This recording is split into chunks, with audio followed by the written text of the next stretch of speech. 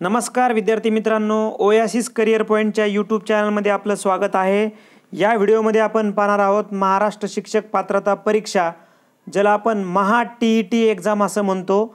महा T exam paper first जो 2013ला झाला होता, म्हणजे 15 डिसेंबर 2013 रोजी जो टी पेपर फर्स्ट झाला होता, या पेपरमधील मराठी व्याकरणाच्या संदर्भाने जे 30 प्रश्न विचारले होते, या 30 प्रश्नांची विश्लेषणात्मक चर्चा आपण या व्हिडिओच्या माध्यमातून करणार आहोत।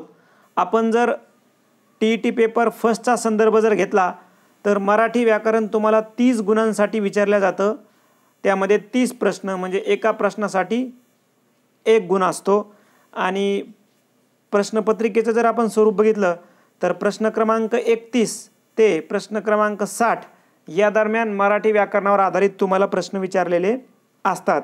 तर अधिक वेळ न घेता जो 2013 मध्ये टी पेपर पहिला झाला, त्या टी पेपर पहिल्यामधील मराठी व्याकरणावर आधारित जे प्रश्न आले होते त्या विषयाच्या संदर्भाने आपण चर्चा करूयात। तर प्रश्न बघा, सुरुवातीचे 31 ते 34 प्रश्न हे उतार्यावर आधारित प्रश्न विचारलेत। तर प्रश्न आहे 31वा, भाषेला लेखकाने कोणती उपमा दिली आहे? माथे फिरू माणसाची, समाज पुरुषांची, समाज पुरुषाला चेतना देणाऱ्या रक्ताची, दूषित रक्ताची। बघा, उतार्यावरील प्रश्न सोडवताना सर्वप्रथम प्रश्न वाचून घ्या, काय जे असतील ते 3-4, आणि लगेच तुम्ही काय करा, पूर्ण उतारा वाचून काढा आणि पेनानं पेन्सिलनं ते ओळखन करा। प्रश्न आहे बघा, भाषेला लेखकाने कोणती उपमा दिली आहे? तर आपल्या प्रश्नाचं उत्तर आहे पर्याय क्रमांक 3, समाज पुरुषाला चेतना देणाऱ्या रक्ताची। इथं स्पष्ट दिले बघा, भाषा समाज पुरुषाच्या जीवनाला चेतना देणाऱ्या रक्तासारखी आहे। आलं लक्षामध्ये? कारण ज्यावेळेस तुम्ही माथे फिरू माणसांची, समाज पुरुषांची, दूषित रक्ताची हे पर्याय तुम्ही बाजूला काढता, त्यावेळेस तिसरा पर्याय आपल्याला उत्तर घ्यावं लागेल, कारण तसं उतार्यामध्ये आलेलं आहे। पुढे जाऊयात। भाषेच्या संवर्धनासाठी आणि प्रचारासाठी झटणारा माणूस लेखकाला कोणत्या देशात भेटला? आता तुम्ही जर पूर्ण हा उतारा वाचला तर तुम्हाला असं लक्षात येते बघा, सुरुवातीला जे फ्रेंच माणूस आपल्या स्वतःच्या भाषेवर बेहद प्रेम करतो, भाषा ही त्याची प्राण्यासारखीच, तो जगतो किंवा झुरतो ते तिच्यासाठी। हिचे पुत्र आम्ही हिचे पांग फेडू असे तो केवळ कवितेत म्हणत नाही, तर तिच्या संवर्धनासाठी आणि प्रचारासाठी तो मिशनरी वृत्तीने झटतो आणि प्रसंगी झगडतोही। आता प्रश्नात काय आलंय, भाषेच्या संवर्धनासाठी आणि प्रचारासाठी झटणारा माणूस लेखकाला कोणत्या देशात भेटला? तर तो फ्रेंच माणूस आहे, म्हणजेच तो कुठं कोणत्या देशात भेटला? फ्रान्समध्ये। पर्याय क्रमांक 4 हे आपल्या प्रश्नाचं उत्तर असणार आहे। पुढे जाऊयात। जर्मन पंडितांचं अन्य कोणत्या भाषेवर प्रेम आहे? बघा, उतार्यामध्ये स्पष्ट झालंय शेवटी जर्मन पंडितांचं संस्कृत भाषेवर प्रेम सर्वज्ञात आहे, म्हणजे संस्कृत हे आपल्या प्रश्नाचं उत्तर होणार आहे। ठीक आहे, पर्याय क्रमांक 2 हे आपल्या प्रश्नाचं उत्तर असेल। पुढील प्रश्न, आपली भाषा इतरांना शिकावी म्हणून जगभर प्रसार करणारा देश कोणता? Germany, France, England, Bharat. बघा, आपल्या प्रश्नाचं उत्तर आहे जर्मनी। कारण बघा, फ्रेंचच्या प्रमाणे जर्मन लोकांनाही आपल्या भाषेविषयी प्रेम आहे। आपली भाषा इतरांना शिकवावी म्हणून त्यांनी जगभर केंद्रे काढली आहेत। म्हणजे बघा, आपली भाषा इतरांना शिकवावी म्हणून त्यांनी जगभर केंद्रे काढलीत, पण कोणी? जर्मन लोकांनी। म्हणून आपल्या प्रश्नाचं उत्तर जर्मनी। ओके, पुढे जाऊयात। जनरल मराठीवर प्रश्न आलाय, जीके म्हणून आपण त्याला मराठीचं। महानायक संभाजी पानिपत या कादंबरीचे लेखन कोणी केले आहे? तर या अगोदरही अशा आशयाचे प्रश्न येऊन गेलेत, मी तुम्हाला तेव्हाही सांगतो आणि आताही सांगतो। दिलेल्या पर्यायाचं विश्लेषण करत असताना तुम्ही नोटबुक घ्या, त्याच्या नोंदी ठेवा, आलं लक्षामध्ये, जेणेकरून तुमचा सराव होईल। तुम्ही व्हिडिओ ऐकताना विसरून जाल, त्यापेक्षा एक व्हिडिओ ऐकताना जर एक छोटीशी वही आणि पेन जर ठेवला आणि तुम्हाला जर असं वाटतं की अरे ह्या नोंदी करण्यासारख्या आहेत, तर त्या निश्चितच तुम्ही करून घेणं अपेक्षित आहे। 35वा प्रश्न, महानायक संभाजी पानिपत या कादंबरीचे लेखन कोणी केले आहे? बघा, हे सर्व परिचित आहेत, संपूर्ण महाराष्ट्राला या कादंबरी परिचित आहेत। साहजिकच उत्तर काय असणार आहे? विश्वास पाटील। विश्वास पाटलांच्या अजून काही कादंबऱ्या आहेत, जसं झाडाझडती, पांगिरा, क्रांतीसूर्य, चंद्रमुखी, हे काही पुस्तके याच्यामध्ये असू शकतात. ठीक आहे. आता बाकीचे पर्याय, आपल्या प्रश्नाचं उत्तर तर विश्वास पाटील, परंतु बाकीचे पर्याय तुम्हाला येणाऱ्या एक्झामसाठी विचारू शकतात. म्हणून रणजित देसाईचे काही बुक आहेत महत्त्वाचे, ते लिहून घ्या. स्वामी, श्रीमान योगी, राजा रवी वर्मा, वारी, राधेय, लक्षवेध, गरुड झेप. त्यानंतर शंकर पाटलांची काही महत्त्वाची पुस्तके लिहून घ्या. पाटलाची चर्चा, फक्कड गोष्टी, खुळ्याची चावडी, धिंड, टारफुल. शिवाजी सावंत पण खूप मोठे लेखक आहेत, त्यांची काही बुक्स आहेत. मृत्युंजय, छावा, लढत, युगंधर, पांढरे ढग. आलं लक्षामध्ये. पुढचा प्रश्नाकडे वळूया आपण. रोज कुठल्या तरी फॅक्टरीतला 5वा भोंगा वाजत असे, या वाक्याचा काळ ओळखा. आता वाजत असे असे म्हणलं की काय, मी तुम्हाला सांगितलं याच्या अगोदरही रीती भूतकाळ परीक्षेला आलं होतं, बरोबर आहे. असे म्हणलं की रीती भूतकाळ. कारण रीती भूतकाळ म्हणजे काय, तुम्हाला भूतकाळामध्ये एखादी सवय दाखवलेली असते, याच्यामध्ये एखादी रीत, भूतकाळातली रीत, भूतकाळातली पद्धत, किंवा सोप्या भाषेमध्ये भूतकाळातली एक सवय. मग आता काय वाक्यामध्ये बघा, रोज कुठल्या तरी फॅक्टरीतला 5चा भोंगा वाजत असे, आता वाजतोय का नाही, म्हणजे भूतकाळामध्ये तो रोज वाजत असे, म्हणजेच तो रीती भूतकाळ आहे. म्हणजे आपल्या प्रश्नाचं उत्तर असणार आहे रीती भूतकाळ.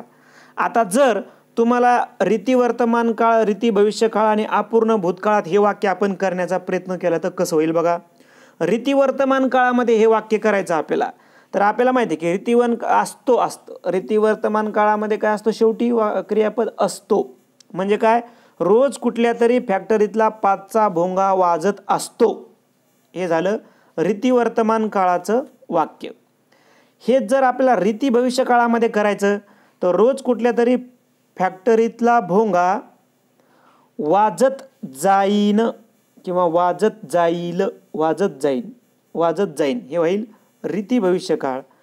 आणि अपूर्ण भविष्यकाळामध्ये जर वाक्य आपल्याला करायचं असलं हेच वाक्य, तर त्याला असं म्हणावं लागेल की रोज कुठल्या तरी फॅक्टरीतला 5चा भोंगा वाजत होता, हे होईल अपूर्ण भूतकाळ, ज्याला चालू भूतकाळ असं देखील म्हणलं जातं. वाजत होता, चालू भूतकाळातली चालू घटना तुम्हाला दाखवावी लागेल. ठीक आहे. परंतु अजूनही लक्षात ठेवा, असे आलं की डोळे झाकून काय लिहायचं, रीती भूतकाळ. असतो आलं की रीती वर्तमान काळ, आणि जाईन आलं की रीती भविष्यकाळ. ठीक आहे. त्यानंतर 37वा क्वेश्चन, आपला आशीर्वाद असावा या वाक्याचा प्रकार कोणता. संकेतार्थ, स्वार्थी, आज्ञार्थी, विद्यार्थी. ठीक आहे. वाक्य प्रकारावर आधारित प्रत्येक वेळी प्रश्न आहे, तर आपल्या प्रश्नाचं इथं उत्तर होईल विद्यार्थी. आता विद्यार्थी वाक्यात काय असतं की जेव्हा वाक्यातील क्रियापदावरून आपल्याला कर्तव्य, शक्यता, योग्यता, इच्छा यांचा बोध होतो. मग आता आपला आशीर्वाद असावा ही एक इच्छा आहे आपली, बरोबर आहे, म्हणून ते विद्यार्थी वाक्य होईल. पण समजा आपल्याला संकेतार्थ, स्वार्थी आणि आज्ञार्थी यांच्याविषयी थोडी माहिती पाहिजे. जसं बघा, संकेतार्थमध्ये काय असतं, वाक्यातील क्रियापदावरून तुम्हाला संकेताचा अर्थ निघतो, कुठली तरी अट असते त्याच्यामध्ये, जरी, तरी, जर, तर अशी उभयान्वयी अव्यय येतात. मग इथं जरी, तरी, जर, तर किंवा अट आहे का याच्यामध्ये, नाही, म्हणून ते संकेतार्थ नाही. स्वार्थी, आता या वाक्यातील क्रियापदावरून आपल्याला केवळ काळाचा बोध होतो, तसं इथं काळाचा बोध होत नाही. आणि आज्ञार्थी, या वाक्यातील क्रियापदावरून आज्ञा करणे, आज्ञा मागणे, आशीर्वाद देणे, प्रार्थना, विनंती, उपदेश असा बोध होतो. इथं तर आपल्याला तसा काही बोध होत नाही कोणाला आज्ञा करण्याचा किंवा कोणाकोणा आज्ञा मागण्याचा किंवा कोणाला उपदेश करण्याचा. इथं इच्छेचा बोध होतो, म्हणून आपलं विद्यार्थी वाक्य इथं असणार आहे, ते आज्ञार्थी पण असत नाही. पुढे जाऊयात. विद्वान या विद्वान शब्द खालीलपैकी कोणत्या प्रकारचा आहे. विद्वान शब्द खालीलपैकी कोणत्या प्रकारचा आहे. देशी, परभाषीय, तत्सम, तद्भव. ठीक आहे. तर आपल्या प्रश्नाचं उत्तर आहे की विद्वान हा शब्द तत्सम प्रकारचा आहे. आता तत्सम म्हणजे काय? तत्सम म्हणजे संस्कृतमधून जसेच्या तसे म्हणजे काहीही फरक न पडता मराठीत आलेले शब्द, ज्याला आपण तत्सम शब्द म्हणतो. संस्कृतमधून जसे तसे आपण कॉपी पेस्ट करून घेतले मराठीमध्ये, अशा शब्दांना काय म्हणतो आपण? तत्सम शब्द. इथं मी डिटेलमध्ये दिलेले आहे तुम्हाला तत्सम शब्दाची व्याख्या वगैरे, आणि जवळपास एवढे शब्द आपण उदाहरणासाठी ते घेतलेले आहे की जसेच्या तसे इंग्रजीमधून ते मराठीमध्ये घेतलेले असतात. पण आपण नेहमीच्या प्रमाणे किंवा तत्सम हे झालं, विद्वान हा शब्द तत्सम शब्द आहे. मात्र देशी, परभाषीय आणि तद्भव हे काय आहे? तर मग तद्भव, देशी आणि परभाषीय यांच्यासुद्धा व्याख्या दिल्यात, त्या वाचून घ्या, त्यांची शब्द समजून घ्या, जेणेकरून येणाऱ्या एक्झामला यावर जर प्रश्न आला तर तुमचा 1 मार्क जाऊ नये. आपल्याला वेळ होतोय म्हणून आपण काय केलं, काही प्रश्न टाईप करून घेतलेले आहेत. तेवढं मात्र एक तर स्लाईड करा, लिहून काढा, स्क्रीनशॉट घ्या, व्हिडिओ पॉज करा, काही करा, परंतु जास्तीत जास्त तुम्हाला मार्क कसे पडतील याच्या संदर्भानं कृती करा, जेणेकरून आपण बनवलेल्या व्हिडिओचं सार्थक होईल. त्यानंतर पुढे जाऊयात. सहलीला जाताना कात्रज जवळ उजाडले या वाक्यातील प्रयोग ओळखा. भाव कर्तरी, भावे, कर्मणी, कर्तरी. आपल्या प्रश्नाचं उत्तर आहे भाव कर्तरी. आता आपल्याला माहिती आहे की भाव कर्तरी प्रयोग असणाऱ्या वाक्यामध्ये कर्ता नसतो, आणि हे जे भाव कर्तरी प्रयोग आहे हा भावे प्रयोगाचाच उपप्रकार आहे. म्हणजे आता आपण जर हे ओळखायचं कसं जर बघितलं तर उजाडले हे जे क्रियापद आहे, तर उजाडले, त्यानंतर सांजवले, गडगडते, मळमळते, ही भावकर्तृक क्रियापद आहेत. बरोबर आहे. म्हणून आपल्याला तेव्हाच ओळख येतं की अरे हे भावकर्तरी प्रयोगाचं उदाहरण आहे. मग हे झालं त्यातली ट्रिक्स की उजाडले, सांजवले, गडगडते, मळमळते, यावरून ती तुम्ही ओळखू शकलात. परंतु आपल्याला या प्रयोगाविषयी पण कर्मणी, भावे आणि कर्तरी याच्याबद्दल पण माहिती दिलेली आहे या स्लाईडमध्ये, ती वाचून घ्या.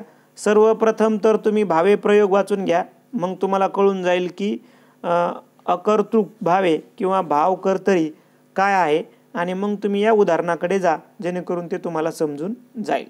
त्यानंतर पुढे जाऊयात.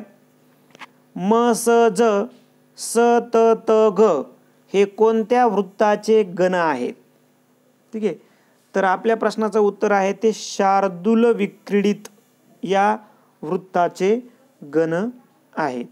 त्यानंतर आता नववधूचं काय आहे? नववधू हे मात्रावृत्त आहे. बघा, नववधू हे मात्रावृत्त आहे. याच्या प्रत्येक चरणामध्ये 16 मात्रा असतात.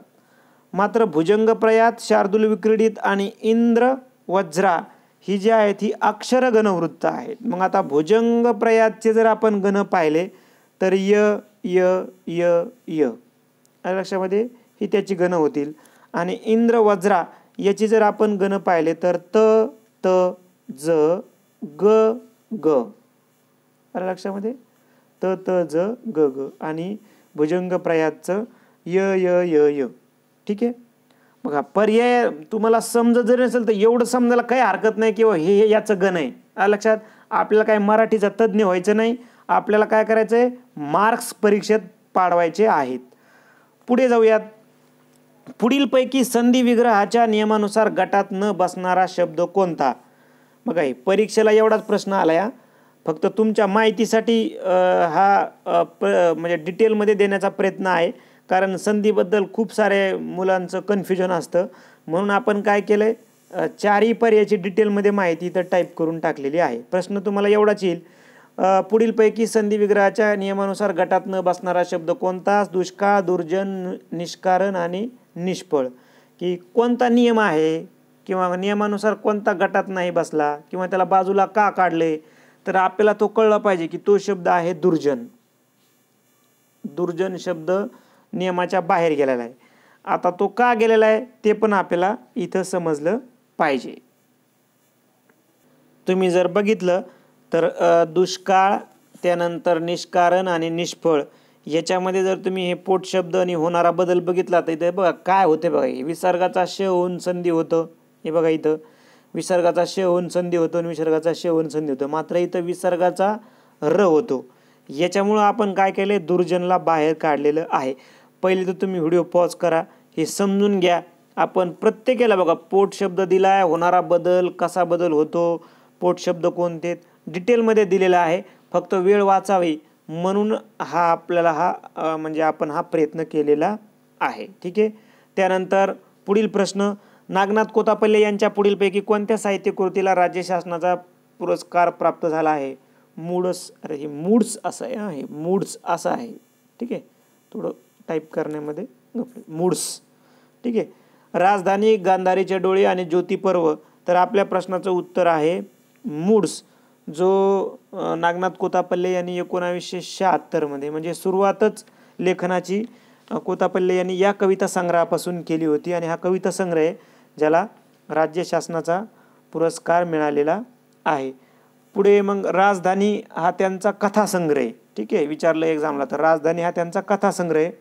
त्यानंतर गांधारीचे डोळे ही कादंबरी आहे 1985च्या आसपासची. हिला हरिनारायण आपटे पुरस्कार मिळालेला आहे.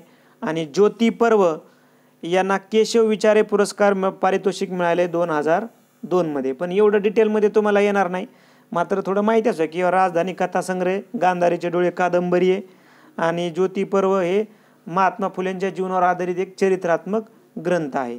तसं नागनाथ कोत्तापल्ले यांचं कृष्णमेध, त्यानंतर दारोबस्त लिपून घ्यावा मेंदू किंवा रक्त आणि पाऊस, संदर्भ, मध्यरात्र असे कितीतरी पुस्तकं आहेत की जे चर्चिण्यायोग्य आहे. त्यामुळं जे 2013 मध्ये अखिल भारतीय मराठी साहित्य संमेलन झालं होतं चिपळूणला 86वे, त्या 86वे साहित्य संमेलनाचे अध्यक्षसुद्धा नागनाथ कोत्तापल्ले होते. असा सुद्धा संदर्भ तुम्हाला थोडासा लक्षात असू द्या, कारण या अगोदर असे प्रश्न विचारलेले आहेत. साहित्यिक आला की तो साहित्य संमेलनाचा अध्यक्ष आहे का, कुठले आहे, कधीचे आहे, त्याचे महत्त्वाचे पुस्तकं आणि त्याला एखादा पुरस्कार मिळाला आहे का, अशा संदर्भाने त्याची चिरफाड करून टाकायची, जेणेकरून आपला 1 मार्क आपल्याला येईल. पुढे जाऊया. पुढीलपैकी अशुद्ध शब्द ओळखा. नाविन्य, प्रतीक्षागृह, परीक्षा, आध्यात्मिक. बघा, प्रतीक्षागृह, परीक्षा, आध्यात्मिक हे बरोबर आहेत. मग हाच नाविन्य हाच अशुद्ध आहे, म्हणून नाविन्य हेच आपल्या प्रश्नाचं उत्तर असणार आहे. कारण इथं हे पहिली वेलांटी आहे ते दीर्घ पाहिजे होते, रस्व दिली तर ती दीर्घ हवी होती. त्यानंतर पुढे जाऊ. जयंताने मध्येच विचारले कोण होते, या वाक्यात किती विरामचिन्हे आली आहेत? सर्वप्रथम 2014चा जो आपण मराठी टीईचा व्हिडिओ बनवला त्याच्यामध्ये बऱ्याचशा विद्यार्थ्यांना कन्फ्यूज झालं की बघा आता आपण मोजून घेऊयात काय कन्फ्युजन झालं. बघा 2014च्या मराठीच्या व्हिडिओमध्ये काय कन्फ्युजन झालं मोजून घेऊयात आपण. विरामचिन्ह बघा इथे आला स्वल्पविराम, म्हणजे एक स्वल्पविराम एक किती आले तर मग स्वल्पविराम एक आला. त्यानंतर इथं सिंगल इनव्हर्टेड कॉमा ज्याला आपण एकेरी अवतरण म्हणतो मराठीमध्ये, एकेरी अवतरण आलं. ठीक आहे, एकेरी अवतरण आलं. त्यानंतर क्वेश्चन मार्क आला लक्षामध्ये, प्रश्नार्थक चिन्ह आलं. मग आता प्रश्नार्थक चिन्ह आलं म्हणजे प्रश्नचिन्ह म्हणून आपण याला. किती झाले? स्वल्पविराम, एकेरी अवतरण आणि प्रश्नचिन्ह 3 झाले ना, म्हणजे आपल्या प्रश्नाचं उत्तर येतं 3. आता विद्यार्थ्यांचं असं मत आहे की सर हा आहेत या वाक्यात किती विरामचिन्ह आहेत? अरे बाबांनो, हे तुमच्यासाठी आहे ना क्वेश्चन, हा तुमच्यासाठी आहे. आपल्या वाक्यातला प्रश्न केवढा आहे? फक्त जयंतने मध्येच विचारले कोण होते. आपला इथं या वाक्यातलं हा जो आहे स्टेटमेंट हे इथपर्यंतच आहे, याच्यातलेच तुम्हाला विरामचिन्ह ओळखायचे आहेत. हे आपला रेग्युलरचा प्रश्नचिन्ह आहे जो तुम्हाला विचारलेला आहे. बरोबर आहे. तुम्हाला काय म्हणले ते जयंताने मध्येच विचारले कोण होते या वाक्यात, म्हणजे कोणत्या वाक्यात? जे अंडरलाईन आता करत आहेत तेवढ्याच वाक्यात किती विरामचिन्हे आली आहेत. मग हे कशाला पकडायचं? यामुळं कन्फ्युजन झालं तुमचं 2014 मध्ये, ते थोडं समजून घ्या. आलं लक्षामध्ये? म्हणजे जास्त पण विचार नको ना करू, तुम्ही समजून घ्यायला हवं आहे. ओके, चला जाऊ द्या, होईल. ते म्हणजे त्याच चुका दुरुस्त करण्यासाठीच आपल्याला व्हिडिओ तयार करायचे, बरोबर आहे. तुमच्या ज्या चुका होत आहेत ह्या दुरुस्त व्हाव्या हीच अपेक्षा आपल्याला आहे. तर इथे 3 होईल, ठीक आहे. त्यानंतर पुढे जाऊयात. पुढील शब्दाचा समानार्थी नसलेला शब्द ओळखा. समानार्थी नसलेला कोणता शब्द आहे? अश्व. अश्व म्हणजे काय? घोडा, ठीक आहे. बघा, घोडाच्या समानार्थी शब्द वारू आहे, हय आहे आणि तुरुंग पण आहे. त्याचबरोबर अजून माहितीसाठी लिहून घ्या, तुरग असा सुद्धा एक समानार्थी शब्द आहे, तुरग आहे. त्यानंतर वाजी आहे, वाजी आहे. अस्प आहे, अस्प. तुरंगम असा सुद्धा आहे, तुरंगम आहे. आपल्याला नसलेला म्हणलं ना तर मग बघा, वारू आहे, हय आहे, तुरग आहे. नसलेला आहे शाखामृग. आपल्या प्रश्नाचं उत्तर आहे शाखामृग. कारण शाखामृग म्हणजे घोडा नव्हे किंवा अश्व नव्हे, तर शाखामृग म्हणजे काय? शाखामृग म्हणजे वानर किंवा त्याला माकड किंवा त्याला कपी असं त्याला शाखामृग, शाखामृग समजून घ्या. वानर, माकड, कपी त्याला काही म्हणा तुम्ही, ओके. त्यानंतर पुढे जाऊयात. कवितेवर आधारित प्रश्न आहेत, ठीक आहे, असू देत, काही प्रॉब्लेम नाही. बघा प्रश्न काय आहे. पुढील पद्य वाचून प्रश्न क्रमांक 46 ते 49 ची उत्तरे पर्यायातून निवडा, ठीक आहे. प्रश्न वाचू. शेतकरी काळ्या आईची पूजा करतो म्हणजे काय करतो? ठीक आहे, आपल्या प्रश्नाचं उत्तर आहे शेतात कष्ट करतो. मग आता आपण जर बघा, पानात पानात गाणी गाती पानात पाखरं ही सारी, काळ्या आईची कराया पूजा, राब राबला शेतकरी राजा. आता राब राबला शेतकरी राजा, काळ्या आईची करावया पूजा, याच्यातून काय दिसतं आपल्याला की शेतात कष्ट करतो. शेतकरी आईची पूजा करतो म्हणजेच काय? शेतात कष्ट करतो. म्हणून आपल्या प्रश्नाचं एक उत्तर घ्यायला हवं. थोडंसं समजून घ्यावं लागेल. कधी कधी सिम्बॉलिक लँग्वेज असते कवितेमध्ये, तर थोडंसं समजून घ्या. लक्षामध्ये सरळ कधी अर्थ दिलेला नसतो, कधी कधी प्रतिकात्मक अर्थ दिलेला असतो. तेवढं तुम्हाला ते कळलं पाहिजे. पुढील प्रश्न बघा. शेतातील पिके पाहून कोणाचे देहभान हरपते? निसर्गाचे, पावसाचे, शेतकऱ्याचे, वाऱ्याचे. आलं लक्षात? तुम्ही जर कविता वाचली तर बघा, पीक खुशीत डोलतय भारी, भरला आनंद समद्या शिवारी, बघून पाचूचं रान, आमचं हरपलं देहभान. आमचं हरपलं देहभान म्हणजेच शेतकऱ्याचं, शेतकऱ्याचं, ठीक आहे. प्रतिकात्मक मी तुम्हाला बोललो की कोण म्हणतंय असं? शेतकरीच म्हणतोय ना. म्हणून शेतीतील पिके पाहून कोणाचे देहभान हरपते? शेतकऱ्याचे हरपते. पुढे वाचू आपण. पुढे काही प्रश्न. कवितेतील मोत्यांचा मळा या शब्दाचा समर्पक अर्थ काय? पाखरे, जरा, शेतीतील पीक आणि संपत्ती. तर आपल्या प्रश्नाचं उत्तर आहे शेतीतील मोत्याचा मळा म्हणजे काय होईल? शेतीतील पीकच होईल ना. आता बरं, तुम्ही जर कविता जर वाचली तर तुम्हाला इथं लक्षात येते बघा, राब राबला शेतकरी राजा, उन्हा तानात घाम त्यानं शिंपला, मळा मोत्याचा मातीत पिकला, आली सोन्याची दौलत दारी. तर मग आपण जर करेक्ट देतो बघा, उन्हा तानात घाम त्यानं शिंपला, मळा मोत्यांचा मातीत पिकला. आता मळा मोत्यांचा, बघा मोत्यांचा मळा म्हणजे काय? मळा मोत्यांचा मातीत पिकला. मग मातीत पीक पिकवतो, परंतु कवीने त्याला काय वापरलं? अलंकारिक भाषा वापरली. मोत्यांचा मळा म्हणजेच शेतीतील पीक, ओके. त्यानंतर पुढे जाऊयात. कवितेत कोणत्या अनमोल हरित रंगदर्शक रत्नाचे नाव आले आहे? कोणत्या अनमोल हरित रंगदर्शक? खूप सोपं करून दिले. हरित रंगदर्शक तुम्हाला माहीत पाहिजे की पाचू हा हिरवा असतो, बरोबर आहे. पाचू हा हिरवा असतो. हे पाचू आपल्या प्रश्नाचं उत्तर आहे बघा. ते कुठं मिळेल? पीक खुशीत डोलतया भारी, भरला आनंद समद्या शिवारी, बघून पाचूचं रान.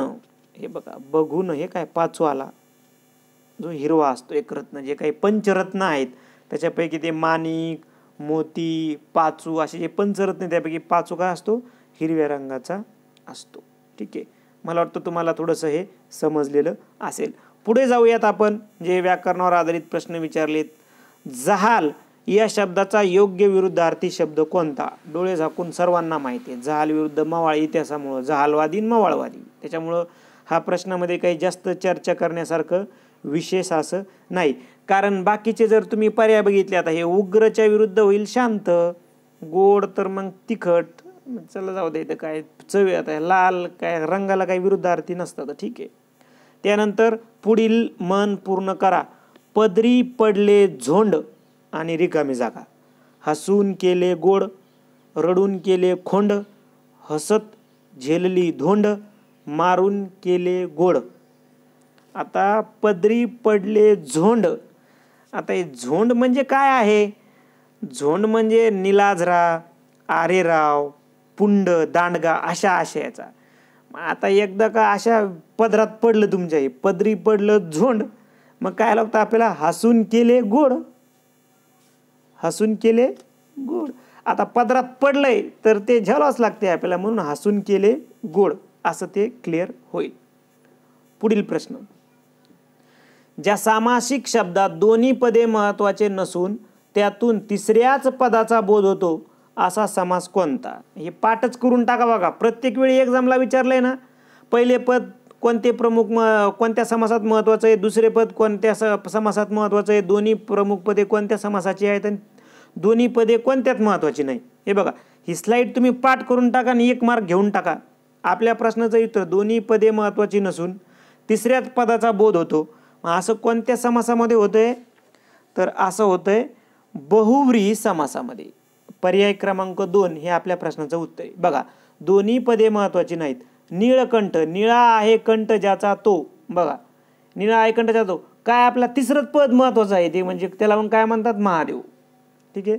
मग आता अविभावामध्ये पहिले पद महत्वाचं, तत्पुरुषमध्ये दुसरे पद महत्वाचं असतं, द्वंद्वमध्ये दोन्ही प्रमुख पदे महत्वाचे असतात. तुम्हाला कशाहून समजेल?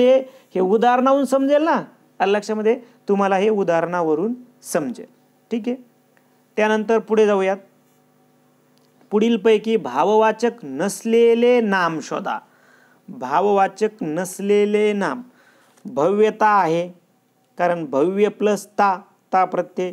सौंदर्य आहे, सुंदर प्लस य, सौंदर्य. दातृत्व पण आहे, दातृ प्लस त्व म्हणजे द्रातृत्व.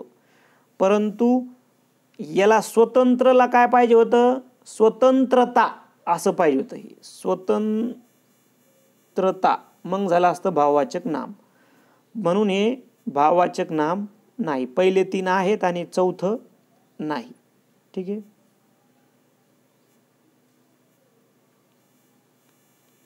स्वतंत्र हे भाववाचक नाम नाही. पुढे जाऊयात. साधर्म्यावर आधारित आणि वैधर्म्यावर आधारित असे भेद कोणत्या अलंकारात पडतात? कधी कधी मराठीमध्ये पण प्युअर मराठी शब्द आले तर आपल्याला थोडंसं गडबड होते. तर गडबड होऊ द्यायची नाही आपल्याला. साधर्म्यावर आधारित आणि वैधर्म्यावर आधारित असे भेद कोणत्या अलंकारात पडतात? दृष्टांत, स्वभावोक्ती, अनन्वय, चेतना, गुणोक्ती. तर आपल्या प्रश्नाचं उत्तर आहे दृष्टांत. आपल्या प्रश्नाचं उत्तर काय आहे? दृष्टांत. समजून घेऊयात. आता दृष्टांत म्हणजे काय बघा. दृष्टांत अलंकार म्हणजे काय? एखाद्या विषयाचे वर्णन करून झाल्यानंतर ती गोष्ट पटवून देण्यासाठी त्याचा अर्थाचा एखादा दाखला किंवा उदाहरण दिल्यास दृष्टांत अलंकार होतो. मग आता इथं दाखला बी बघा आपल्याला. संत श्रेष्ठ तुकाराम महाराजांचा अभंग आलाय. लहानपण देगा देवा, मुंगी साखरेचा रवा, एरावत रत्न थोर, त्याशी अंकुशाचा मारा. आता याच्यामध्ये काय आहे? लहानपण आणि मुंगी यामध्ये साधर्म्य. लहानपणा आणि मुंगी यामध्ये साधर्म दाखवले त्यांनी. आणि मुंगी व एरावत, मुंगी आणि एरावत म्हणजे त्याला आपण हत्ती म्हणतो ना, तर यामध्ये वैधर्म्य. अरे लक्षामध्ये मला वाटतं थोडंसं समजलं असेल तुम्हाला की त्याच्यासाठी काय असतो एखादा दृष्टांत आपल्याला असं फरक असणारे दृष्टांत दाखवलेले असतात. बाकीचे जे पर्याय आपल्या प्रश्नाचं उत्तर दृष्टांत, स्वभावोक्ती, अनन्वय आणि चेतना गुणोक्ती इथं डिटेलमध्ये दिलेली त्यांची व्याख्या आणि त्यांचे एक एक उदाहरणं सुद्धा दिलेले आहेत. ते तसंच माझ्याप्रमाणेच तुम्ही पुढे जाऊ नका. तुम्ही व्हिडिओ पॉज करा, स्क्रीनशॉट घ्या, वहीवर एकदा लिहून काढा. कारण येणाऱ्या एक्झामला तुम्हाला स्वभावोक्ती, अनन्वय, चेतना, गुणोक्ती विचारू शकतात किंवा त्याचं उदाहरण विचारू शकतात कोणतं कोणाचं आहे. योगायोगानं जर हेच विचारलं तर आपला 1 मार्क फिक्स होईल. पुढे जाऊयात. पुढीलपैकी निश्चितपणे पुरुषवाचक शब्द ओळखा. निश्चितपणे पुरुषवाचक शब्द. ठीक आहे. तसं सोपाच प्रश्न म्हणावा लागेल आपल्याला. कारण काय बघा, आपल्या प्रश्नाचं उत्तर आहे क्लास. त्याचं कारण असं आहे, एक तुम्ही नियम वाचला असन. ठीक आहे. तो नियम असा आहे की परभाषेतून आलेल्या शब्दाचे लिंग त्याच अर्थाच्या मराठी शब्दाच्या लिंगावरून सामान्यतः ठरविले जातात. म्हणजे काय, उदाहरणार्थ क्लास, कंपनी, पेन्सिल, ट्रंक हे इंग्रजीमधून शब्द आलेत. ठीक आहे, किंवा परभाषेतून आलेत आपण. पण तुम्हाला आपल्या भाषेत याचे मराठी अर्थाचे शब्द माहिती आहेत का? जर आपल्या भाषेत जर मराठी अर्थाचे तुम्हाला जर शब्द माहीत असतील तर त्या शब्दाचं लिंग तरी तुम्हाला कळतं, कारण ती आपली भाषा आहे. आता बघा कसं, उदाहरणार्थ आपल्या प्रश्नाचं उत्तर आहे क्लास. आता क्लासचा मराठी अर्थ काय होतो, त्याला समानार्थ वर्ग. मग आता बघा ना, तो वर्ग बघा, म्हणजे तो काय झालं, पुरुषवाचक शब्द आला तो. कंपनी बघा, कंपनीचा प्रॉपर मराठी अर्थ होतो मंडळी. ठीक आहे. तर बघा ती मंडळी, आता योगायोगानं ती कंपनी येते, पण ती मंडळी हे प्रॉपर झालं आपलं जाणं त्या नियमानुसार. पेन्सिल तर लेखनी, मग ती लेखनी म्हणजे हा पण काय झाला स्त्रीलिंगी, हा पण स्त्रीलिंगी. आणि ट्रंक ज्याला आपण पेटी म्हणतो, पेटी, मग पेटी म्हणजे काय, ती म्हणजे हा पण स्त्रीलिंगी. मग निश्चित पुरुषवाचक कोणता झाला, वर्ग. तो वर्ग म्हणजे क्लास हा शब्द निश्चित पुरुषवाचक झाला. मला वाटतं थोडंसं तुम्हाला हे समजलं असेल. समजून घ्या, नाही समजत तरी समजून घ्या. आलं लक्षामध्ये? आपल्याला दुसरा काही पर्याय नाही. त्यानंतर पुढे जाऊ. पुढीलपैकी निश्चितपणे एकवचनी शब्द ओळखा. घरे, लिंबे, फोटो, पिले. ठीक आहे. तर तुम्ही वाचलं की लक्षात द्या. घरे बहुवचन, याच्यामध्ये अनेक वचने, लिंबामध्ये अनेक वचने, फोटोमध्ये सांगता येत नाही, आणि पिले याच्यामध्ये पण अनेक वचने. म्हणजे आपल्या प्रश्नाचं उत्तर फोटो आहे तर मिळालं, परंतु त्याला काही नियम वगैरे असतील की नाही. बरोबर आहे, त्याला नियम आहे. काय नियम आहे त्याला बघा. नियम असा सांगतो की ओकारांत पुल्लिंगी नामे एकवचनात व अनेक वचनात सारखी असतात. बघा फोटो, आणि तो पुल्लिंगी आहे, तो फोटो, म्हणून तो एकवचनात आणि अनेक वचनात सारखाच राहतो. म्हणून आपण हे उत्तर असं घ्यायचं आहे. पण जर आपण घरे, आता घरेचं घर असतं बरोबर, एकवचनी घर म्हणजे घरचं घरे होतं ना. मग आता याचा जर आपण नियम बघितला घरचा, तर तो नियम असा आहे की अकारांत नपुसकलिंगी नामाचे अनेक वचन एकारांत होतं. येडक्याचं एकारांत होते. म्हणजे घर हे झालं अकारांत नपुसकलिंगी नाम आहे ना, घर, ते घर, म्हणून त्याचं काय होईल, एकारांत म्हणजे घरे. आलं लक्षामध्ये? हा झाला यासाठी नियम. मात्र लिंबे आणि पिले याच्यासाठी पण एक नियम आहे जो तुम्हाला माहीत असणं गरजेचं आहे. उकारांत बघा, हे याचा जर आपण एकवचनी जर घेतलं, लिंबाचं लिंबू होईल, आणि पिलेचं पिलू म्हणजे काय होईल, ऊसाठी. म्हणजे उकारांत नपुसकलिंगी नामाचे अनेक वचन, लक्षात घ्या, उकारांत नपुसकलिंगी नामाचे अनेक वचन एकारांत होते. म्हणजे पिलू, पिले हे झालं एकारांत, पिलू उकारांत, उकारांताचं एकारांत होतं पिले. तसं लिंबू, लिंबे, लिंबू उकारांत, लिंबे एकारांत. ठीक आहे. त्यानंतर पुढे जाऊयात. पुढील वाक्यातील नाम कोणत्या विभक्तीत आहे? मुलांनी आज्ञा पाळावी. पुढील वाक्यातील नाम कोणत्या विभक्तीत आहे? ठीक आहे. तर ते होईल तृतीया अनेक वचनी. कारण तुम्हाला माहिती आहे की तृतीया म्हणजे काय, ने ए शी, तृतीयाची प्रत्यय काय तर ने ए शी, आणि याचे अनेक वचनी ते म्हणजे बघा नेशी एक वचनीची प्रत्यय आणि नी ही ई शी. आता थोडंसं जड जातं आहे आपल्याला लिहायला, ठीक आहे काही प्रॉब्लेम नाही, थोडं समजून घ्या. आवाज आणि लिहिताचा थोडासा तुम्ही त्याचा मेळ घाला म्हणजे तुम्हाला ते समजेल. नी शी हे मुलांनी, कुठे गेला तो मुलांनी, हे गेला इथे मुलांनी म्हणून इथं नी हे नी तिथं आलेलं आहे. नी ही ईशीचं म्हणजे अनेक वचनीचं आलं ते, आणि तृतीयाचा ने एशी असा प्रत्यय तो आला आहे. म्हणून प्रश्न क्रमांक 4 हे आपल्या प्रश्नाचं उत्तर आहे.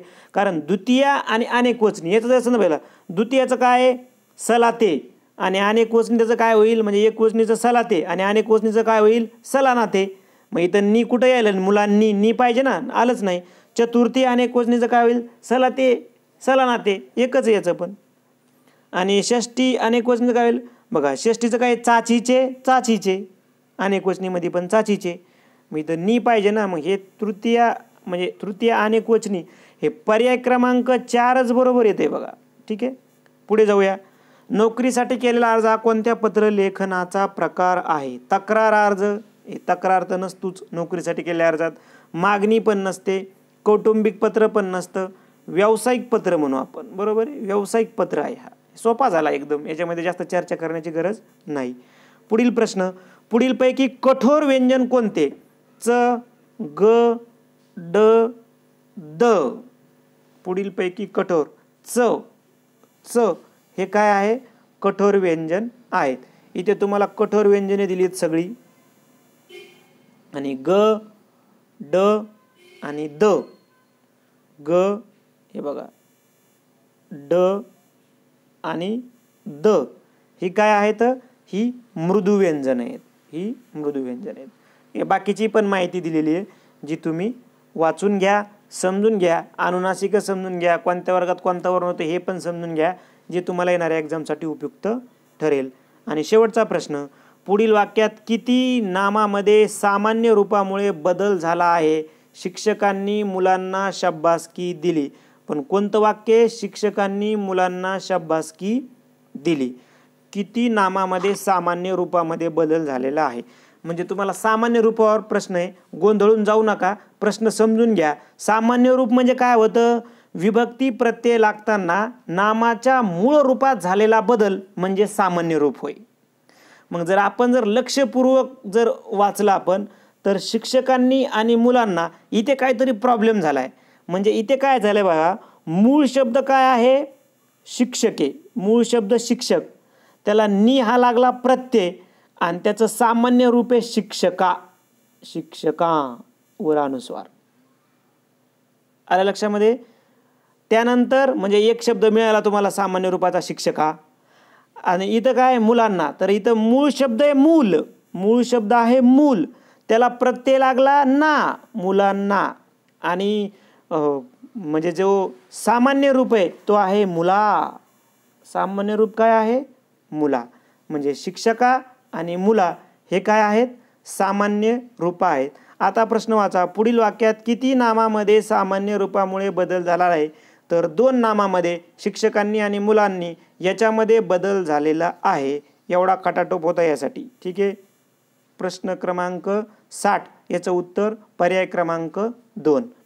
मला वाटतं ही जी आपण चर्चा करत आहोत, जवळपास पेपर फर्स्टचे मराठीचे व्हिडिओ जवळपास सर्व बनलेले आहेत. आपण पेपर सेकंडचे पण बनवत आहोत आणि सर्वच विषयावर बनवणार आहोत. जसं जसं आपल्याला वेळ मिळेल तसं तसं आपण सर्वच विषयावर मिळणार आहोत. फक्त तुम्हाला एकच विनंती आहे की तुम्ही सर्वांना हे व्हिडिओ पाठवा, जेणेकरून तुमचे जे मित्र आहेत हे सर्वच येणाऱ्या एक्झाममध्ये TET पास होईल. कारण आपण DED BED करतो, तर TET पास होणं आता गरजेचं आहे, कारण तरच आपल्याला टॅट देता येईल किंवा अभियोग्यता देता येईल. त्यामुळं सर्वांना हे व्हिडिओ पाठवा. ज्यांना प्रॉब्लेम आहे, जे क्लास लावू शकत नाही कुठे, त्या सर्वांना व्हिडिओ पाठवा, जेणेकरून ते देखील या परीक्षेमध्ये पास होतील. व्हिडिओ आवडला तर लाईक करा, आपल्या मित्रांना शेअर करा. त्याचबरोबर ओएसिस करिअर पॉईंटचं यूट्यूब चॅनल सबस्क्राईब करा. धन्यवाद.